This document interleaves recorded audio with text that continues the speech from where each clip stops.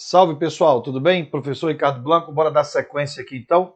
Hoje nós vamos tratar de um tema muito importante, que é a organização político-administrativa. Nós vamos dividir esse conteúdo em dois blocos. No primeiro bloco a gente vai trabalhar com vocês aquela parte que fala da criação de novos estados, novos municípios, dos entes federativos, tá? Dos territórios federais e dos bens dos entes federativos. No segundo bloco, que a gente vai gravar outro vídeo, a gente vai trabalhar a parte que é mais tensa da matéria, que é a distribuição de competência. Competência da União, estados, DF e município. Beleza? Então, dito isso, bora para cima aqui. Vamos para o nosso primeiro bloco. Nós estamos aqui no título 3. No título 3, vamos lá então. Opa, tá aí, ó. Da organização do Estado. Aí, gente, nós temos o capítulo 1, que fala que a organização político-administrativa da República Federativa do Brasil compreende. Então aqui você tem a União, os estados, o DF e os municípios. Todos eles possuem autonomia nos termos desta Constituição. Então já vimos isso aqui quando a gente falou lá no artigo 1º sobre a federação, não é isso? A federação você tem como marca o pacto indissolúvel dos entes que fazem parte desse bloco federado e que esses entes possuem apenas autonomia, não é assim? Lembra que somente a União poderá exercer soberania e quando ela estiver atuando nas relações internacionais, que é o que está lá no artigo 1º, não é isso? Um dos fundamentos de toda a República Federativa do Brasil é a soberania. Quem é que exerce a soberania? A União. Quando ela está atuando nas relações internacionais. Fora isso, ela é uma entidade dotada de autonomia, assim como tem o Estado, o DF e o município, que é o que a gente vai estudar hoje. Quais são as atribuições da União, as autonomias do Estado, do DF e dos municípios. Perfeito, então? Lembrando, então, que se cada um desses entes federativos tem sua própria autonomia, significa, então, dizer que entre eles não há hierarquia. Perfeito? Outra situação, você não pode misturar, gente, os entes federativos com os entes administrativos. Bom, os entes federativos, que é a nossa matéria, é estudar União, Estados, DF, municípios, sua estrutura e organização. Os entes administrativos é estudar as autarquias, fundações públicas, empresas públicas e sociedade de economia mista, que é matéria lá do direito administrativo. Então, cuidado para não misturar. Quando falar em entes, significa dizer que essas figuras têm personalidade jurídica. Só que nós temos entes políticos, administrativos ou entes federativos e temos tão somente entes administrativos. Qual que é a diferença básica entre eles? Bora logo já montar aqui o esqueminha, tá? Vamos ver aqui, ó. Nós temos a criação, a personalidade jurídica, autogoverno, que significa legislar. Autogoverno, que significa legislar, e os exemplos. Quem são eles? Tudo bem? Aí você vai ter aqui os entes federativos e aqui você vai ter os entes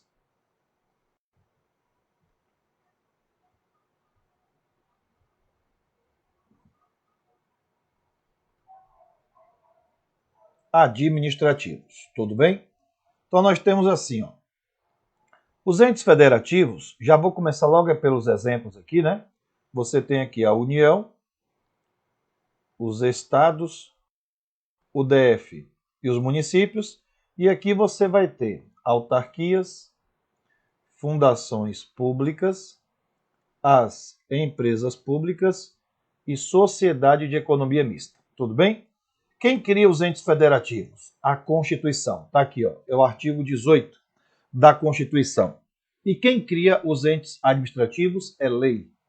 Lei ordinária específica.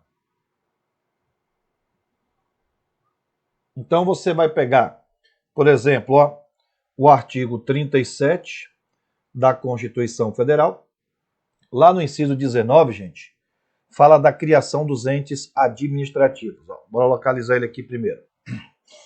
Olha ele aqui, ó. Somente por lei específica, ó, e não falou que ela é lei complementar. Se não falou que é lei complementar, é lei ordinária, não é isso? Somente por lei específica pode ser criada uma autarquia e autorizada a instituição de uma empresa pública, de uma sociedade de economia mista, de uma fundação, cabendo agora a lei complementar, no último caso, que é a fundação, definir a área de atuação. Então, cuidado. Essa lei complementar aqui não é para criar a fundação. Essa lei complementar é para definir a área de atuação. O tipo de lei que cria as entidades é essa daqui, ó, é lei ordinária específica. Lei que cria e lei que autoriza a sua criação. Perfeito? Então, cuidado para não misturar isso na hora da prova, tá? Então, nós temos aqui que os entes administrativos são criados ou autorizados a sua criação por lei ordinária específica. Qual que é a diferença, Blanco, entre uma ser criada e a outra ser autorizada?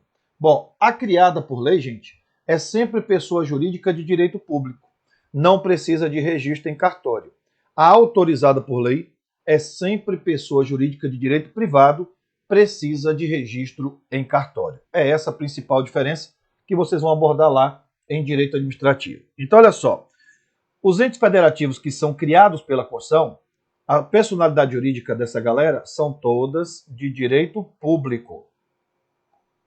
Agora aqui não.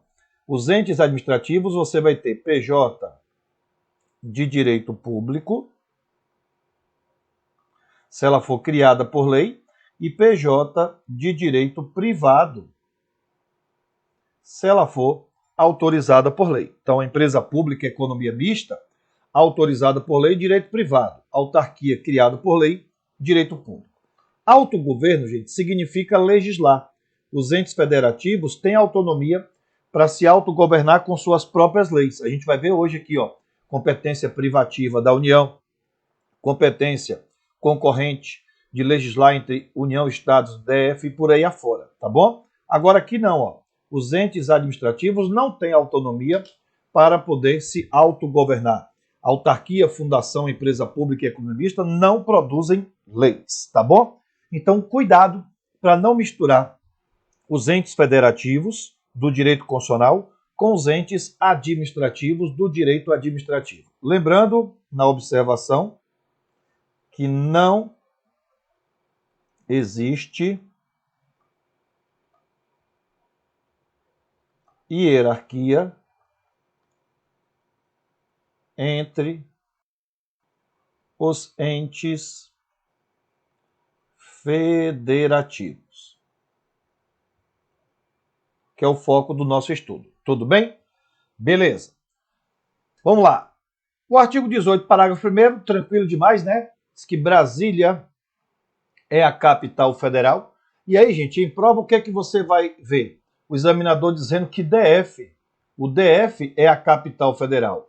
Colocando que o DF é a capital federal, só tem um gabarito. Errado, né? Está muito claro que é Brasília e não o Distrito Federal. Então, o Distrito Federal é o ente federativo. Não é o ente federativo que é a capital da República, né? Sim? E sim, Brasília. Perfeito? Então, tá aí, ó. Territórios federais. Olha só que figura importante nós temos aqui. Artigo 18, parágrafo 2º, diz o seguinte: territórios federais integram a União. Sua criação, transformação em Estado ou reintegração ao Estado de origem serão regulamentados por uma lei complementar. Vamos lá. Gente, atualmente, nós não temos nenhum território federal para te dar como exemplo. Os que já existiram por aqui já emanciparam, que foi o caso de Fernando de Noronha, Amapá e Roraima, perfeito? Vamos pegar aqui o artigo 14 do ADCT para você entender isso. Vamos lá, ó. Territórios federais de Roraima e do Amapá são transformados em estados federados, mantidos seus atuais limites geográficos. Então, Roraima e Amapá já foram um território federal e hoje são estados-membros, já emanciparam. Aqui no 15 do ADCT fala, ó, fica extinto o território federal de Fernando de Noronha, sendo sua área reincorporada ao estado de Pernambuco. Então, há muito tempo atrás, Fernando de Noronha também já foi um território federal organizado e mantido pela União, porém, foi reincorporado ao estado de Pernambuco. Qual seria a dinâmica, gente, do surgimento de território? Não temos nenhum para te dar como exemplo hoje, mas existe a possibilidade da sua criação. Vamos supor assim, ó, vamos pegar Fernando de Noronha aí, há 40 anos atrás. Olha só o que acontecia lá em Fernando de Noronha. Eu tenho aqui, ó, vamos supor que isso aqui é o estado de Pernambuco, botar assim, estado X, tá? E aí, o que acontece, gente? A União está aqui, recursos federais, por imposição da Constituição, são repassados aos estados e os estados também vão repassar recursos para os seus municípios. Então, o que pode acontecer? De repente, vamos pegar aqui essa área aqui, ó, essa regiãozinha aqui do estado, né, não está chegando os recursos adequados porque o estado está tendo outras prioridades. Por exemplo, há 40 anos atrás, por exemplo, quando Fernando de Noronha foi um território federal, a ilha ali, gente, você tinha ali uma meia dúzia de gente morando na ilha naquela época, vivia da própria subsistência. E o estado de Pernambuco, toda a verba que a União repassava para ele, estava então o estado preocupado com a formação dos grandes centros. O êxodo rural, as pessoas saindo da zona rural, indo buscar, né, emprego na cidade, perfeito? Então toda a grana que a União passava para o estado de Pernambuco, o estado estava ali investindo em saneamento básico, fornecimento de abastecimento de água, de energia elétrica, asfalto, urbanização das cidades. O que estava acontecendo então lá em Fernando de Noronha naquela época, o estado de Pernambuco então não estava tendo a mínima preocupação, porque em tese a época era uma área praticamente totalmente desabitada. Porém, a União percebeu que aquela área, por estar desprotegida pelo próprio estado, que estava tendo outras preocupações, percebeu que era melhor desmembrar aquele território, aquela área, e criar ali um território federal. Para quê? A União, então, criou aqui o território federal para que recursos federais saíssem diretamente da União, ó, e chegasse na localidade do território. Entendendo lá que Fernando de Noronha era uma área sensível de reprodução das espécies marinhas, perfeito? Uma área estratégica para manobras militares. A União, então, desmembrou aquela área do estado de Pernambuco, criou o território federal de Fernando de Noronha para que verba federal caísse diretamente na estrutura daquele território, perfeito? E aí, enquanto foi chamado de território, o território passou a pertencer à União. Ele passou a ser organizado e mantido pela União. Com o passar do tempo, o que aconteceu? Turismo, desenvolveu uma atividade econômica na região, as pessoas começaram a migrar para a ilha, a habitar, a ocupar o espaço e desenvolver atividade econômica. Chegou o momento, então, que a União disse, caramba, para que eu vou ficar mantendo isso aqui se isso aqui já está tendo vida própria? Então, devolveu Fernando de Noronha para o estado de Pernambuco, perfeito? Então, hoje nós não temos território federal, mas tem a possibilidade da sua criação.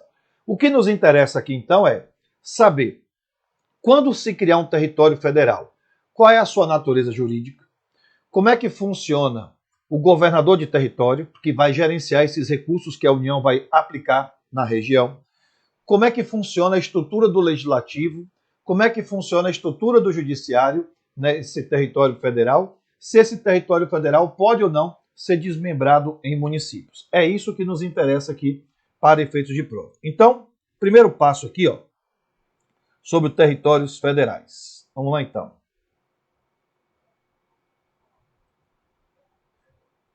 Território federal. Quando for criado um território federal, gente, primeiro passo, natureza jurídica. O território federal vai ter uma natureza jurídica, ó, de uma autarquia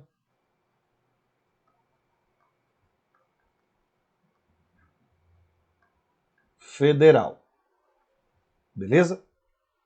A criação vai ser por lei complementar da União. Galera, por que o território vai ter natureza de uma entidade autárquica? Porque a gente vai ver que na composição do território, a estrutura dele está mais próxima de uma autarquia federal. Por exemplo, ó, bora ver aqui na Constituição como é que funciona a nomeação do governador de território. Eu tenho aqui o artigo 84, que fala o seguinte, ó, competência privativa do presidente da República. Aí ele coloca aqui pra gente, ó, vamos colocar aqui, localizar aqui o inciso. Olha aqui, ó, nomear, após aprovação do Senado Federal, os ministros do Supremo, Tribunal Superior, olha ele aqui, o governador de território, o procurador-geral da República, né, o presidente e diretor do Banco Central e outros servidores quando determinados em lei. Então, o governador de território, gente, ele não é eleito pela sociedade. Ele é nomeado pelo presidente com a aprovação do Senado Federal, do jeito que você vai estudar para a nomeação das agências reguladoras, que são autarquias da União. Por isso que ele se aproxima à estrutura de uma entidade autárquica, na natureza jurídica. Então, olha só, como é que funciona aqui? O governador de território. Né? Ele vai ser nomeado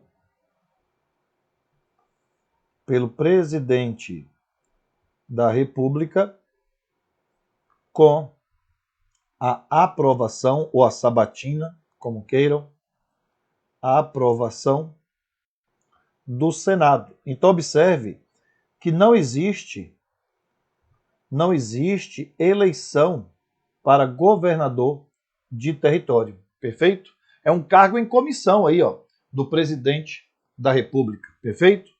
Beleza? Como é que funciona, Blanco, agora a estrutura do poder legislativo no território? Acabamos de ver que uma autarquia não se autogoverna, não é isso? No slide anterior. A autarquia não fabrica leis. Então, o território federal também não vai produzir leis. Quem vai produzir leis no território federal é a União, que vai organizar e manter esse território. Por isso que a Constituição Federal, gente, olha lá, no artigo 45, dá pra gente essa informação, ó. Câmara dos Deputados compõe-se de representantes do povo, eleito pelo sistema proporcional. Se liga, ó, em cada estado e também em cada território. E no DF, ora, se tem povo morando dentro de um território, tem que ter representante desse povo na Câmara Federal. E são esses deputados que representam o território, que atuam na Câmara Federal, que vão propor as leis para cuidar dos interesses do território.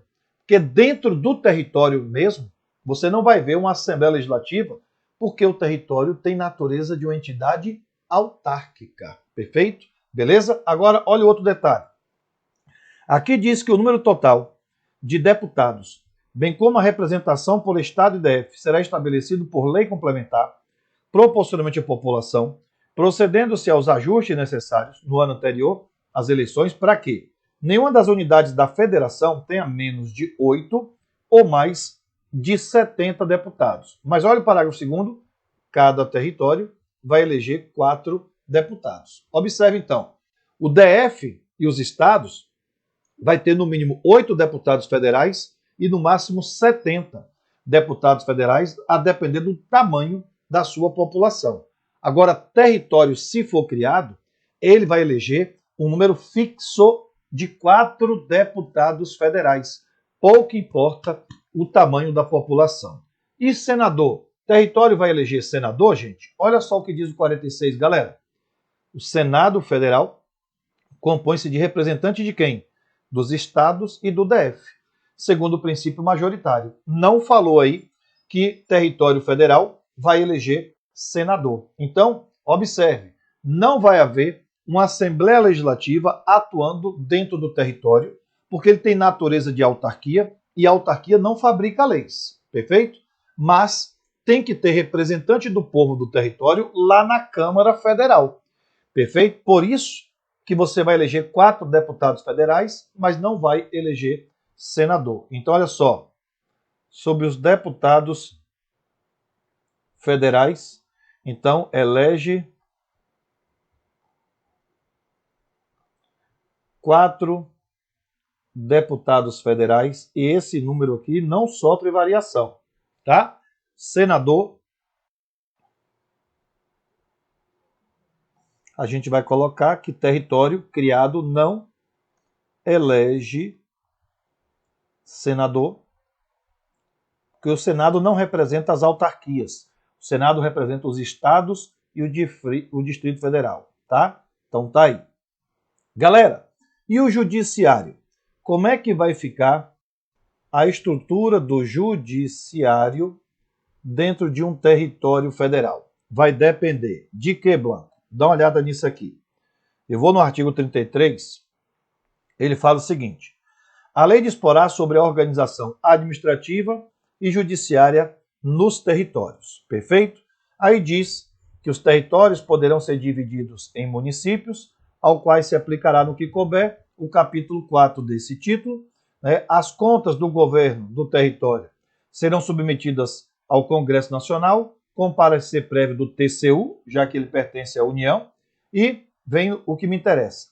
Territórios federais com mais de, se liga, ó, 100 mil habitantes, além do governador nomeado na forma desta Constituição, haverá órgãos do Judiciário de primeira e segunda instância, membros do Ministério Público, defensores públicos federais. E a lei disporá sobre eleições para a Câmara Territorial e sua competência deliberativa. Perfeito? Galera, essa Câmara Territorial aqui, ó, são aquelas que vão atuar nos municípios. Lembra que aqui falou que território poderão ser divididos em municípios? No município você tem Câmara Municipal. Se o município pertencer à estrutura do território, aí chama-se Câmara Territorial, perfeito? Porque o município continua tendo autonomia. Então, voltando aqui, ó, presta atenção agora. Judiciário, se ele tiver, gente, ó, cuidado aqui, ó, até 100 mil habitantes, as ações que envolvem o território vêm para Brasília, para o TJDFT. Porque a Constituição diz que o território só vai ter judiciário próprio se ele tiver mais de 100 mil habitantes. Então, se ele tiver mais de 100 mil habitantes, aí no território você vai ter o primeiro grau e o segundo grau. Vai ser criado o primeiro e o segundo grau de jurisdição. Vai ter um tribunal de justiça lá, segunda instância, e os juízes de direito na primeira instância, além do Ministério Público, é lógico, que é função essencial à justiça. E lembrando que lá diz que os territórios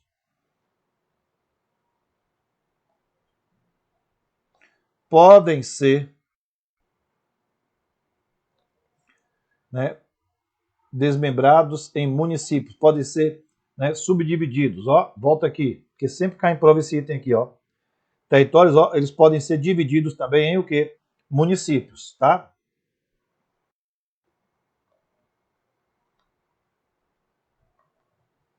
Divididos em municípios. Então, naquele esqueminha que a gente viu aqui, ó, se criou um território federal aqui, gente, ó, aqui, ó, tá cheio de município, ó, no estado, não é isso? Aqui também, ó, tem município. Então, tudo de azul aqui são municípios. Se desmembrou essa área aqui para criar o território, os municípios agora deixam de pertencer ao estado X e esses aqui que estão aqui, ó, passam a pertencer ao território, perfeito? E aí a lei disporá sobre a Câmara Territorial. Então, os municípios que aqui existiam, continuam existindo. Só que em vez do município pertencer ao estado X, ele vai pertencer agora ao próprio território. Mas o município continua tendo a sua autonomia. Então, galera, tá aí, ó. Tudo o que você precisa saber sobre território federal está dentro desse slide aí. Fechado? Avante. Sobre a criação de novos estados. Bora lá. A federação a gente viu que ele é um pacto indissolúvel. Ok, pacto indissolúvel. Não pode ter o separatismo, a secessão, ou seja, os estados não podem querer se desligar do pacto indissolúvel para se tornar uma nação independente. Mas isso não quer dizer que é proibido criar um novo estado com autonomia. Isso tem permissão. Tocantins é o mais recente estado, que era Goiás. O DF também era do Goiás, não é isso? Foi desmembrado. Recentemente, o Pará quase foi dividido em dois estados, que ia virar Tapajós e Carajás. Então, é possível a criação de novos estados com autonomia. O que não é possível é o Estado querer se desligar do pacto indissolúvel, porque a federação está protegida por cláusula pétrea, não é isso? Bora ver aqui então. Quais são as regras para o surgimento de um novo Estado? Então tá aqui. Estado eles podem, incorporar-se entre si, subdividir-se, pode também desmembrar-se para se anexarem a outros ou formarem novos estados ou territórios federais, mediante a aprovação da população diretamente interessada, através de um plebiscito e também do Congresso por uma lei complementar. Então aqui nós temos duas prerrogativas para a criação do novo Estado, tá? Que é plebiscito e lei complementar do Congresso. Porém, quando a gente avança na leitura do artigo 48 da Constituição, gente, ele diz o seguinte, cabe ao Congresso Nacional dispor sobre, olha esse inciso 6º, dispor sobre incorporação, subdivisão, desmembramento de áreas de territórios ou estados. Olha agora, ouvidas as respectivas assembleias legislativas. Tá vendo aí? Então, olha só, o estado do Pará foi proposto aí a situação para dividir em dois, Carajás e Tapajós. Qual é o primeiro passo? Lá no estado do Pará, já tem uma Assembleia Legislativa atuando. Então, esta Assembleia Legislativa ela precisa ser ouvida, perfeito? Ela vai emitir um parecer se ela é a favor ou se ela é contra a divisão do estado do Pará em Carajás e Tapajós. Aí, gente, ela publica o resultado do seu parecer. Esse parecer vai orientar você, cidadão paraense, a decidir, na hora do plebiscito, se você vai votar a favor ou contra o desmembramento do Estado em dois. Perfeito? Então, olha só aqui, nós temos as regras. Primeiro passo, né? O primeiro passo, então, é ouvir a Assembleia Legislativa, que vai emitir um parecer opinativo. É um ato enunciativo. Artigo 48, inciso 6º. Não é isso? O parecer foi publicado? Chama o povo para a conversa. Plebiscito na comunidade do Pará. Plebiscito. Aí, galera, cuidado com isso aqui. Porque o plebiscito ele pode ter dois resultados. O plebiscito ele pode ser positivo, o povo pode dizer sim, queremos um novo Estado, ou o plebiscito pode ser negativo. O povo pode dizer não queremos o novo Estado. Se o povo disse sim, queremos um novo Estado, plebiscito positivo, cuidado. Essa decisão do povo não vincula o Congresso Nacional. O que isso quer dizer?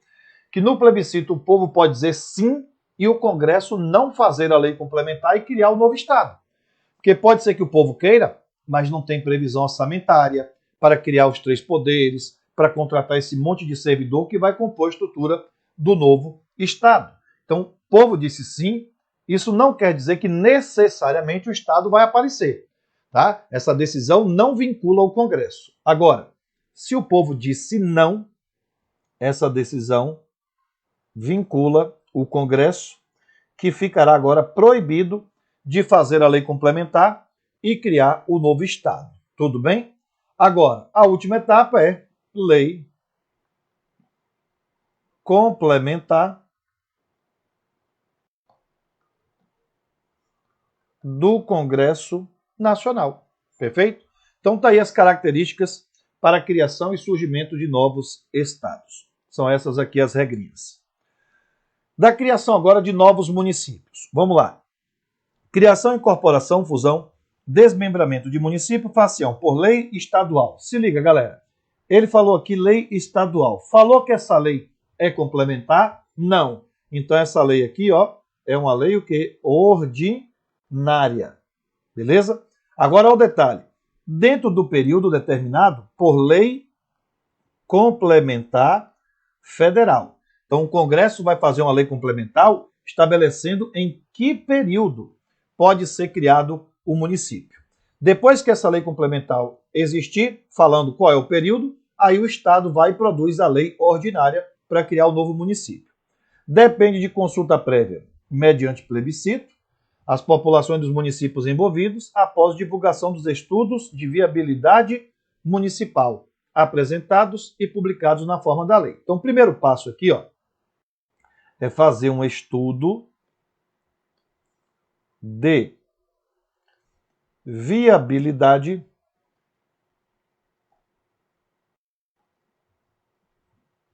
municipal, para ver se é viável. Se é viável, não é isso? Se é viável a criação de um novo município. Para ver se ali já tem uma atividade econômica, o efetivo da população, vai ser feito esse levantamento. O estudo diz que é viável, publica o resultado do estudo, então agora chama a galera para o plebiscito. Vamos lá então. E aí, galera, de novo, o plebiscito pode ser positivo ou negativo. Se o povo disse sim, essa decisão não vincula o Estado. Pode ser que o povo diga sim, queremos um novo município, e o Estado não produz a lei criando um novo município. Mas se o plebiscito for negativo, essa decisão aqui, ó, acaba que vincula o Estado, que fica proibido de fazer a lei ordinária e criar o novo município. E cuidado aqui com as leis agora, tá? Porque você vai ter uma lei estadual, que é uma lei ordinária, tá? Dentro do período determinado,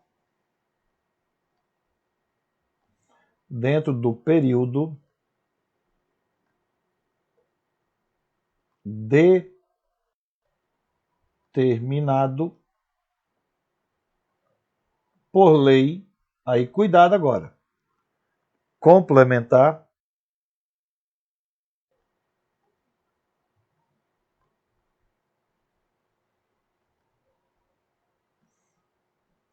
federal. Então a lei do Estado é ordinária e a lei federal é lei complementar.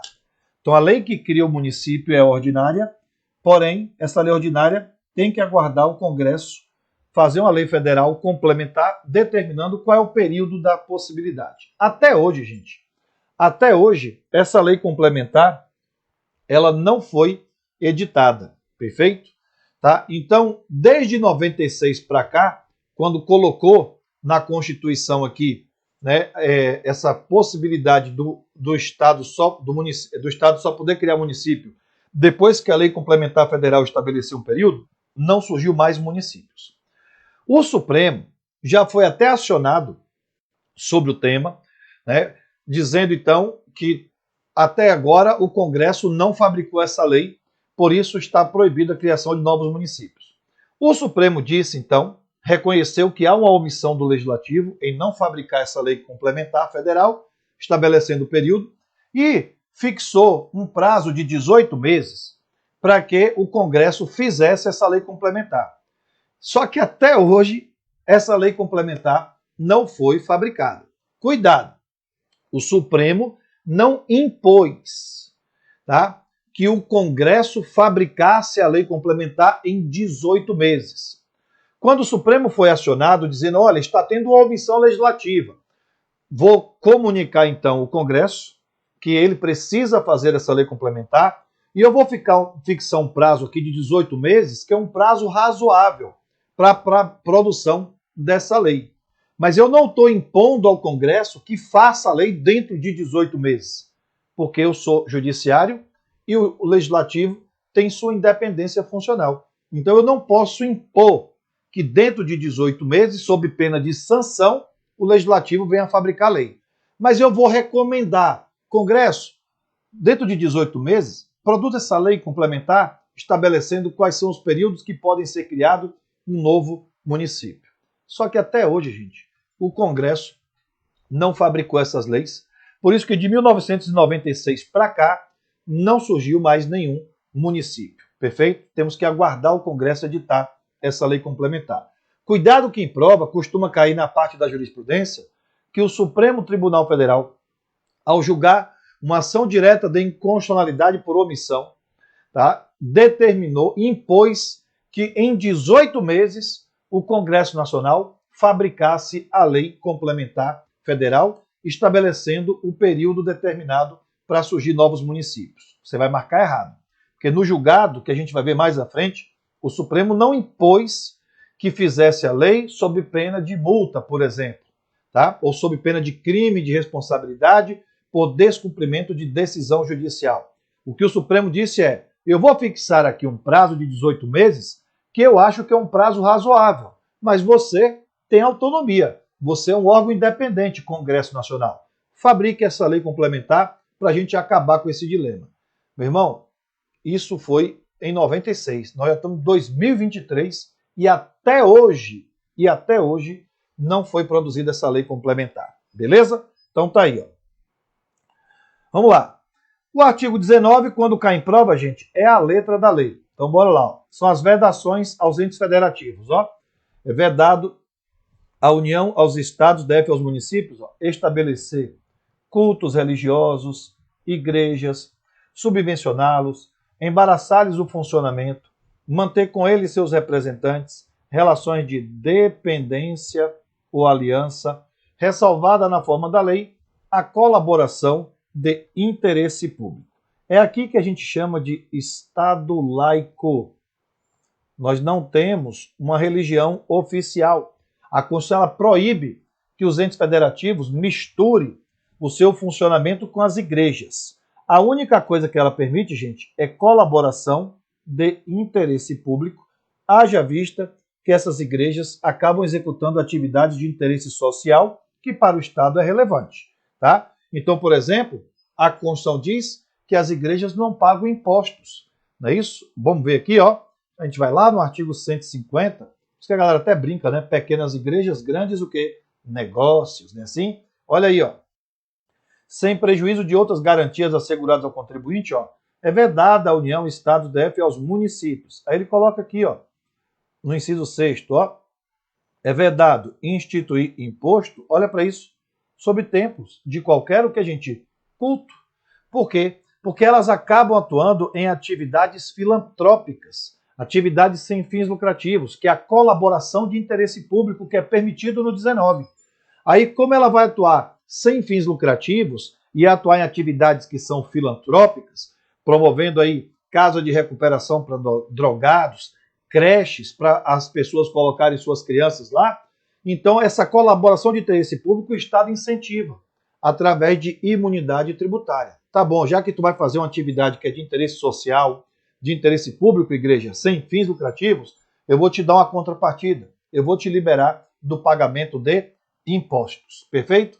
Famosa história, né? Pequenas igrejas, grandes negócios. Ó, é recusar fé a documentos públicos, né? E criar também distinções entre brasileiro, preferência entre si. Nós vimos, inclusive, isso lá na aula de direito de nacionalidade. Lembra? O artigo 12, lá no parágrafo 2º, diz que a lei não pode criar distinção entre brasileiro nato e naturalizado, exceto nos casos previstos na Constituição, que é aquela lista do parágrafo 3º do artigo 12 dos cargos que são privativos de brasileiro nato. E aqui no 19, reitera, reforça que a União, Estado, DF e município também não pode criar distinção ou preferência entre brasileiros. Então, o artigo 19, quando cai, gente, é o famoso copiou, colou, não tem o que inventar. Para fechar essa primeira parte, nós temos agora aqui o artigo 20, falando dos bens da União e dos bens do Estado. Isso aqui é letra de lei. Mas eu já vou te dar logo a visão aqui, ó. A gente vai trabalhar os bens da União, quando envolver, por exemplo, gente, assunto de relações internacionais e assuntos que envolvem forças armadas, você joga tudo isso como bens da União. Na parte do Estado, a gente vai ver que é bem da União, que é bem do Estado quando não for da União. A gente vai ver isso. É letra de lei. Deixa eu te mostrar aqui que fica mais fácil você compreender onde eu quero chegar. Bora lá. São bens da União. O que atualmente lhe pertence e aqueles que vierem a ser atribuídos. Terras devolutas indispensáveis à defesa de fronteiras. Ó, isso aqui envolve segurança, o que, gente? Nacional. Tudo que envolve segurança nacional é da União. Fortificações, ó, construções militares, vias federais, né, preservação ambiental. Lagos, rios, quaisquer correntes de água, terrenos em seu domínio, ó, que banhem mais de um estado e sirvam de limites com outros países, ou se estendam ao território estrangeiro, ou dele provenham, bem como terrenos marginais. Então, olha só, se banha mais de um estado, é assunto de interesse nacional. Se faz fronteira com outros países, isso também tem a ver com relações internacionais. Tudo que é de interesse nacional, que envolve relação internacional, é para a União. A gente vai ver isso na predominância do interesse. Então, por exemplo, ó, Rio São Francisco, que corta mais de um estado, é um bem da União. Tá? O Rio Amazonas, que faz fronteira com outros países, é um bem da União. Então, tudo que envolve aí o interesse nacional e relações internacionais é da União. Então, olha só, se o rio nasce e morre dentro do próprio estado, é bem do estado. Mas se o rio corta mais de um estado, é bem da União. Se o rio faz fronteira com outros países, também é um bem da União. Beleza? Ilhas fluviais, lacustres, zona, ó, limítrofes com outros países. Então, tudo que dessa ideia, ó, de relações internacionais, você vai jogando para a União. Né? Fronteira com outros países envolve relações internacionais. As praias marítimas, ilhas oceânicas, costeiras, excluída desta que contém a sede de município, exceto aquelas áreas afetadas ao serviço público da unidade ambiental, recursos naturais da plataforma continental, zona econômica exclusiva, o mar territorial, os terrenos de mania, ó, mexeu com segurança nacional, forças armadas, é tudo União. Os potenciais de energia hidráulica, então, né, energia é assunto de interesse nacional, não é isso? Vai para a União. Recursos minerais, inclusive o do subsolo, então tudo que está abaixo do subsolo é bem da União. As cavidades naturais subterrâneas, sítios arqueológicos e pré-históricos, né, que envolve o interesse nacional, tá vendo? E índio, mexeu com o índio, gente, ó, mexeu com a União. As terras tradicionalmente ocupadas pelos índios são bens da União. Beleza. Agora, participação nos resultados. Ah, eu esqueci aqui de falar dos estados. Deixa eu pegar agora. Olha os bens dos estados, gente. Deixa eu pegar aqui no artigo 26. Olha o estado como é que é agora, ó. Inclui-se entre os bens do estado. Se liga, ó. Águas superficiais, subterrâneas, fluentes, emergentes e depósitos, ressalvada neste caso, na forma da lei, as decorrentes de obra da União. É isso aqui que eu quero que você pegue para a prova. O tempo todo a Constituição vai dizer que é do Estado quando não é da União. Perfeito? Então, para ser bem do Estado, em algum canto na questão tem que dizer é do Estado porque não pertence à União. Ponto. É isso que você vai buscar na prova. Ó. Aqui, ó. As áreas, ilhas oceânicas e costeiras que estiverem em seu domínio, excluída aquela sob o domínio da União, tá vendo? Dos municípios ou terceiros. Ilhas fluviais, lacustres, ó, não pertencentes à União. Terras devolutas, ó, não compreendidas entre as da União. Então, para ser bens do Estado, não pode ser da União. Como é letra de lei que cai nessa parte, gente, tá? Para ele dizer que é bem do Estado, em algum canto na questão tem que dizer é bem do Estado porque não pertence à União. A gente vai ver daqui a pouquinho, na parte de competência, que o Estado tem competência residual. É competência do Estado aquilo que não está expresso para a União nem para os municípios. O que sobra, o resíduo, é do Estado. Nos bens é a mesma ideia. Vai ser do Estado desde que não pertença à União. Perfeito? Então você tem os bens da União e os bens do Estado discriminado aqui. Os bens da União, você vai buscar assuntos que envolvem relações internacionais, forças armadas, índio, perfeito? tá? Para poder direcionar o gabarito para a União. Para ser bem do Estado, em algum canto tem que dizer é do Estado porque não pertence à União. Acabou a questão, beleza? E aí, para a gente finalizar, nós temos aqui participação nos resultados. Ó, é assegurada nos termos da lei à União, ao Estado, ao DF e aos municípios, participação no resultado da exploração de petróleo, gás natural, recursos hídricos para fim de geração de energia elétrica e de outros recursos minerais, no respectivo território, plataforma continental, mata territorial, zona econômica exclusiva ou compensação financeira por essa exploração. E, por fim, os exercícios, tá? Opa, deixa eu ver aqui. Beleza. Então, você tem aqui agora os exercícios para a gente trabalhar com vocês. Bora voltar aqui. Cadê? Aqui, participação. Exercício. Tá aí, ó. A respeito dos princípios básicos, vamos ver. Julgo aí. Pertence aos estados, águas superficiais, subterrâneas, fluentes, emergentes e em depósito. Agora ele vem, ó. Inclusive, as decorrentes de obras da União, não. Porque se for da União, não é do Estado. Lembra que para ser do Estado não pode ser da União. Então a gente vai marcar errado nessa questão. Perfeito? Tá? Voltando aqui, ó. A gente vai pegar aqui, ó. São bens dos estados no 26, ó. As águas superficiais, subterrâneas, fluentes, emergentes em depósito, ressalvadas, neste caso, na forma da lei, as decorrentes de obra da União. Então, nos bens do Estado, lembra disso. É do Estado desde que não pertença à União. Então, artigo 26 aqui, ó, vai deixar o nosso item errado. Perfeito? Deixa eu voltar aqui. Pertence aos estados, águas superficiais, subterrâneas, emergentes, depósito, inclusive. Tá errado, tá, gente? Corrige aqui. Tá? Errado aqui. O gabarito aqui tá errado pelo 26. Perfeito? É ressalvada e não inclusive. Questão 2. A organização político-administrativa da República Federativa do Brasil compreende apenas União, Estados, DF e os territórios federais, todos autônomos, nos termos da Constituição. Errado. Não é o território, é os municípios, não é isso? Pelo artigo 18, os entes federativos é União, Estados, DF e município. Lembra que território tem natureza de autarquia. Não é isso? De autarquia. Não é um ente federativo, não. Está errado. Então a gente vai marcar errado nessa questão. 3.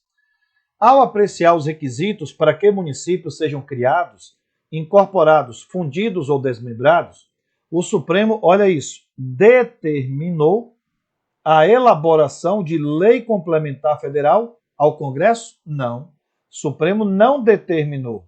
Ele apenas disse, né, que deveria o Congresso se posicionar em 18 meses, que seria um prazo razoável.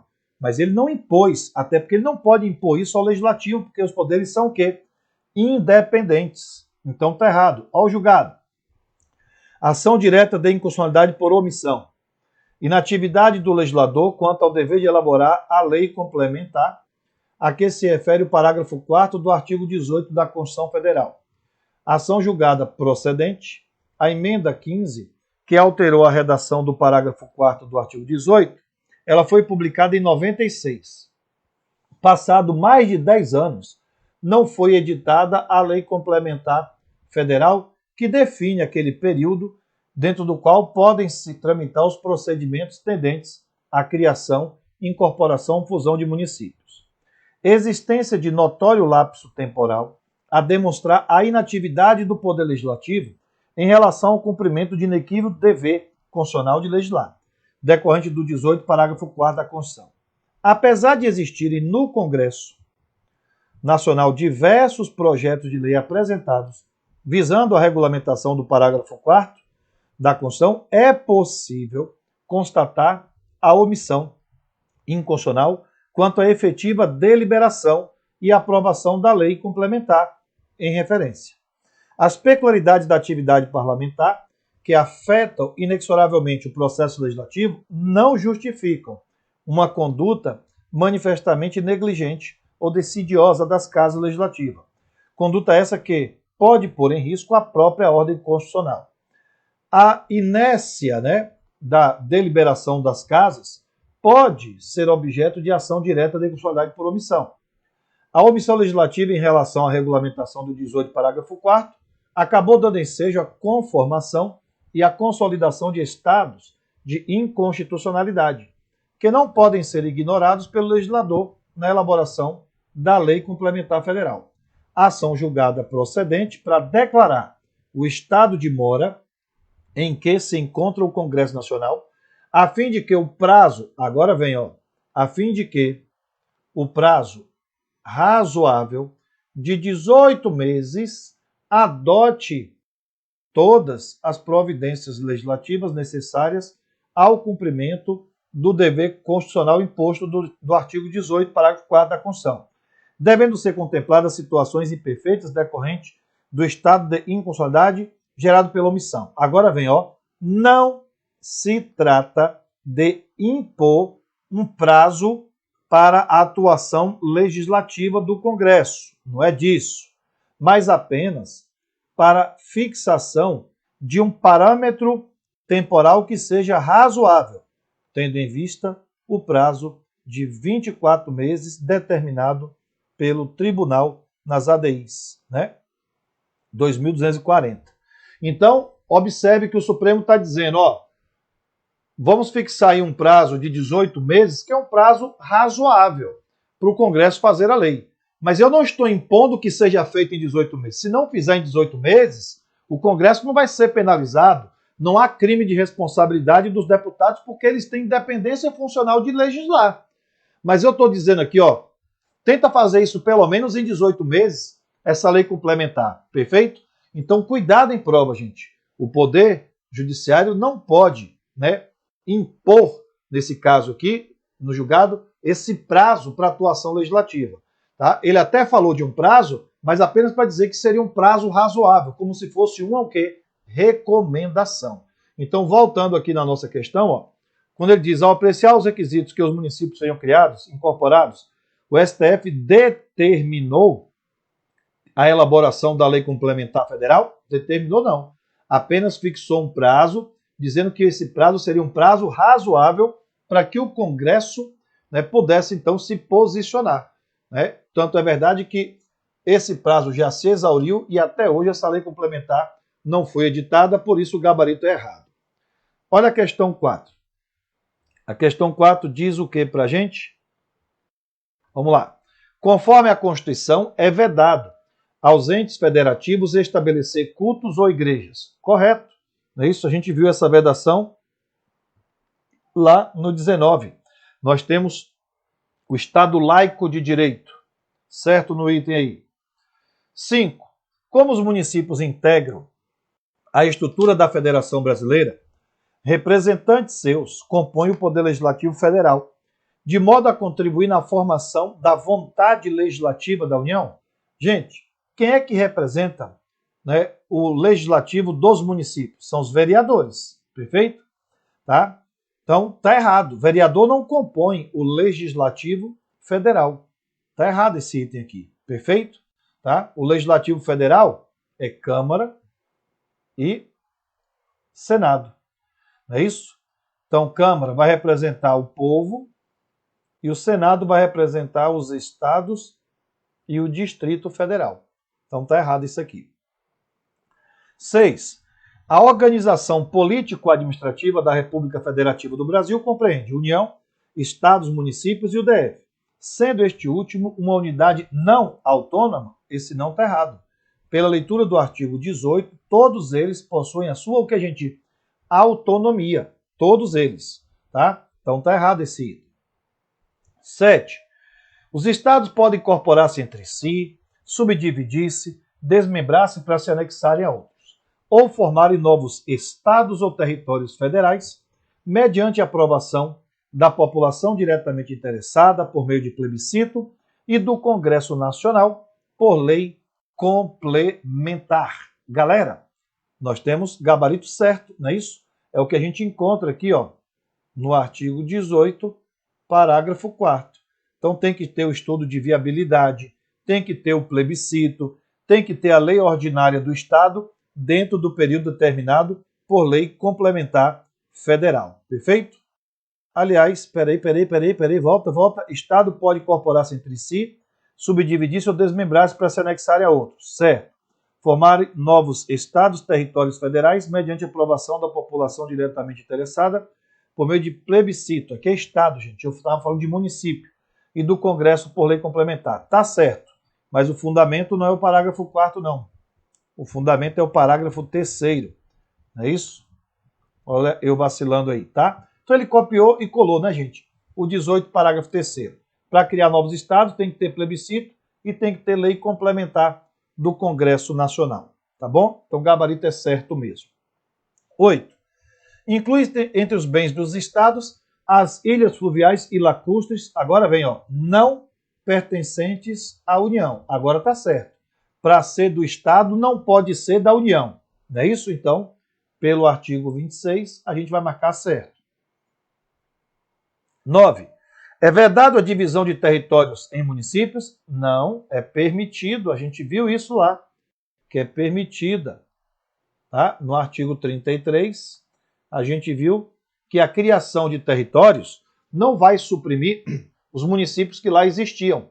Os municípios deixam de pertencer ao Estado e passam a pertencer ao território. Então está errado. E a 10. A participação no resultado da exploração de petróleo é assegurada à União e aos estados, mas não se estende aos municípios? Se estende. A gente viu que se estende no parágrafo 1º lá do artigo 20. Né? Então está errado. Então, o município também tem direito à participação da exploração de gás natural, de petróleo. Artigo 1º aqui do artigo 20. Então, gabarito errado.